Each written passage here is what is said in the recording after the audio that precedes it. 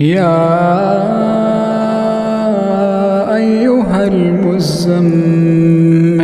قم الليل إلا قليلا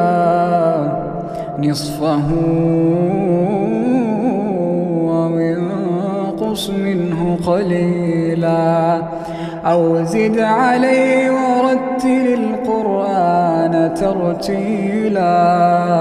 إنا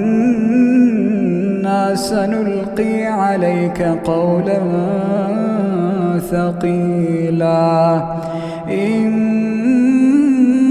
ناشئة الليل هي أشد وطئا وأقوم قيلا إن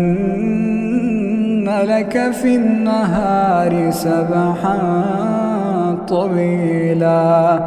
واذكر اسم ربك وتبتل إليه